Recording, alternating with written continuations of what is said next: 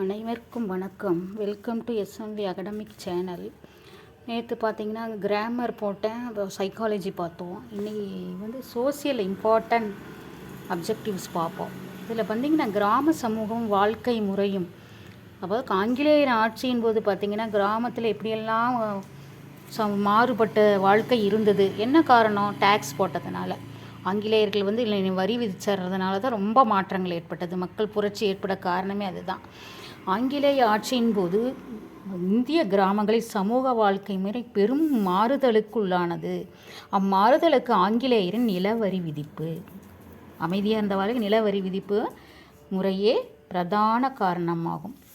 நிலவரி விதிப்பு முறை விவசாயிகளால் தாங்கிக் கொள்ள முடியாத அளவில் இருந்தது. எனவே விவசாயிகள் வரி விதிப்பை எதிர் பெரும் போராட்டங்களில் இறங்கினர். நிலையான நிலவருவாய் திட்டம், மகள்வாரி திட்டம், ரயத்வாரி திட்டம் என்றும் 3 பெரிய நிலவருவாய் மற்றும் நில உரிமை திட்டத்தை ஆங்கில அரசு இந்தியாவில் அறிமுகப்படுத்தியது.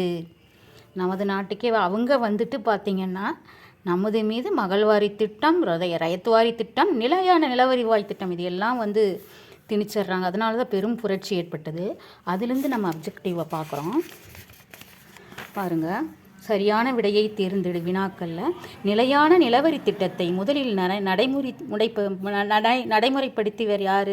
ராபர்ட் கிளைவ், வாரன் ஹேஸ்டிங் பிரபு, வெல்லஸ்லி பிரபு, வில்லியம் பெண்டிங் பிரபு. எது சொல்லுங்கள்? ராபர்ட் கிளைவ் தான் முதல் நிலையான நிலவரி திட்டத்தை அறிமுகப்படுத்தியிருக்காரு. ராபர்ட் கிளைவ் ஓராண்டு நிலவருவாய் திட்டத்தை எங்கு நடைமுறைப்படுத்தினார்னா வங்காளம், பீகார், ஒரிசா, இந்த 3 மாநிலத்திலுமே. இவை அனைத்தும் வங்காளம், பீகார், ஒரிசா.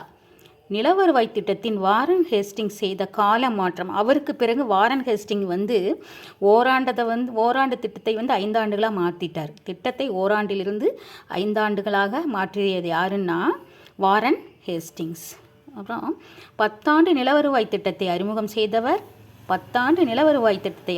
செய்தவர் ராபர்ட் கிளைவ், வாரன் ஹேஸ்டிங்ஸ் பிரபு, வெல்லஸ்லி பிரபு, வில்லியம் பெண்டிங் பிரபு. இது யாருன்னு பார்த்தீங்கன்னா வாரன் ஹேஸ்டிங்ஸ் பிரபு.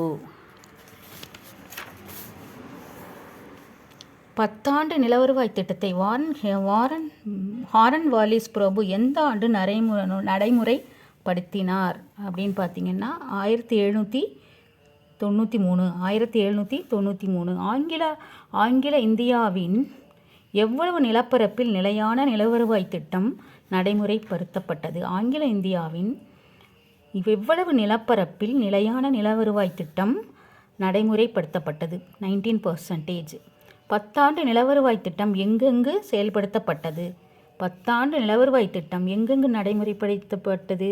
வங்காளம், பீகார் மற்றும் ஒரிசா, வாரணாசி, வடக்கு கர்நாடகம். இவை அனைத்தும் 10 ஆண்டு நிலவருவாய் திட்டம் இங்கெல்லாமே வங்காளம், பீகார் மற்றும் ஒரிசா, வாரணாசி, வடக்கு கர்நாடகம். இவை அனைத்தும்.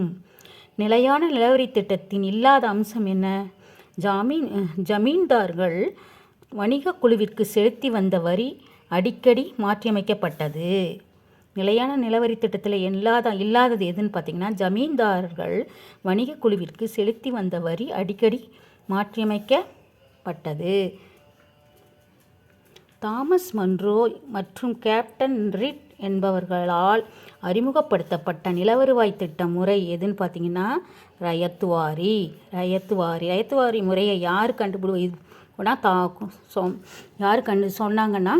நடைமுறைப்படுத்தினாங்கன்னா தாமஸ் மன்ரோ மற்றும் கேப்டன் ரீட் என்பவர்களால் அறிமுகப்படுத்தப்பட்ட நிலவருவாய் திட்டம் முறை ரயத்வாரி.